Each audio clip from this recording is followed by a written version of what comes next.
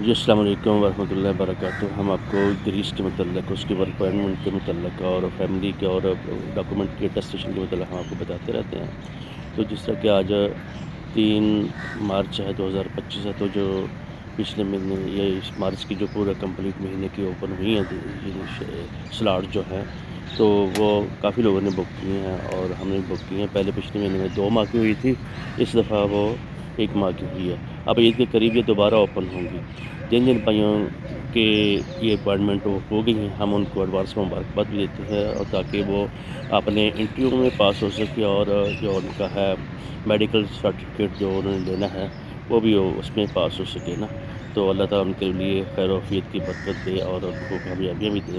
تو میں محمد منشا، ہم تقریباً 40 سال سے یہ کام کر رہے ہیں۔ تو جن بھائیوں کو سروسز چاہیے ہوں اور ہمارے ہیلپ چاہیے ہو، یا بے شک اپنے خالی معلومات ہی لینی ہو، تو آپ یعنی واٹس ایپ پہ آپ کال کر کے ہم سے یہ درخواست اپنا یعنی معلومات حاصل کر سکتے ہیں۔ یعنی جن لوگوں کی ہو گئی ہیں اپوائنٹمنٹس ہو گئی ہیں، تو انہیں اپوائنٹمنٹ 2 4 دن 5 دن 7 دن یا کچھ دن پہلے یا اپنے عزیزیہ میڈیکل سینٹر میں یا دوسرے جو میڈیکل سینٹر ہے اس وہاں لے کر اسلام آباد میں جائیں گے، اور وہ ان سے کا انٹرویو لیں گے اور ان کے اپوائنٹمنٹ پہلے چیک کریں گے۔ پھر ان کا جو اس کا ورک پرمٹ ہے اس کو چیک کریں گے۔ چیک کرنے کے بعد وہ ساتھ ہی ان کی وہ یعنی میڈیکل لے لیں گے، ٹھیک ہے نا۔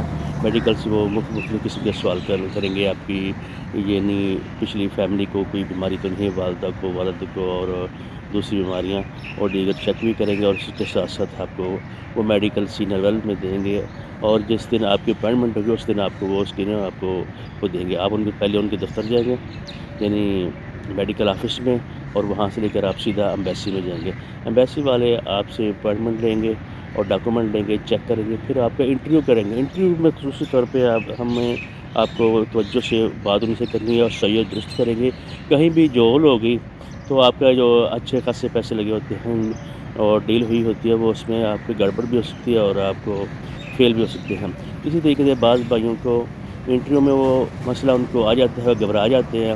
جب وہ گھبرا گئے ہیں تو انہوں نے پہلے آپ کو سفر کے متعلق پوچھنا ہے، پہلے بیماری کے بارے پوچھنا ہے، پھر آپ نے کتنے کنٹری میں آپ نے یہ سفر کیا ہے اور کیوں واپس آیا، کس کس اسٹیٹ کو واپس آیا، کیوں واپس آیا، یہ ساری چیزیں وہ پوچھیں گے آپ سے، اور آپ سے معلومات وہ حاصل کریں گے۔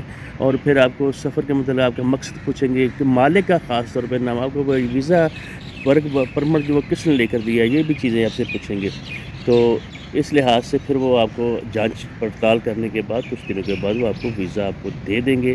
لیکن وہ جو آپ لیٹر دیں گے اس میں آپ کا یعنی آپ کا اس میں وہ ویزا لگا کر دیں گے یا پھر آپ کو ریجیکٹ کریں گے، اس میں کوئی ریزن بھی بتائیں گے۔ آپ نے انٹرویو میں فیل ہوئے ہیں اور کی لسٹ ہوتی ہے، یہ فلاں چیز میں یہ بندہ فیل ہوا ہے، ٹھیک ہے۔ تو گزارش ہے کہ ان سب چیزوں کی تیاری بھی کریں، اور آپ کے جتنے پیپر ہیں وہ مفت سے آن لائن ہونے چاہیے، انشورنس آپ کی ہوئی ہونی چاہیے، اور آپ کے ڈاکومنٹ اور بھی معلومات آپ کو کمپلیٹ کہاں جا کر کیا کیا آپ نے کرنا ہے وہ ساری کی ساری معلومات ہونی چاہیے۔ اور انشاءاللہ آئندہ ماہ بھی یہ اپوائنٹمنٹ گریس کی اوپن ہونے والی ہیں۔ تو جن لوگوں کو بھائی کئی ساتھی ہوتے ہیں وہ دوسری بار بھی وہ خود نہیں بک کر پائے، کئی بار بک کر پا لیتے ہیں۔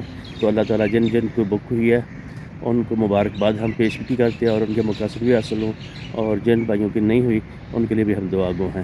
ہماری سروسز حاضر ہے، تو اللہ تعالیٰ آپ کا حامی و نصر ہو، دعا میں یاد رکھیے۔ چینل کو سبسکرائب کر لیا کریں، شیئر کر لیا کہ آنے والے کوئی بھی اپڈیٹ ہو تو ہم آپ کو دے سکیں۔ السلام علیکم ورحمۃ اللہ وبرکاتہ۔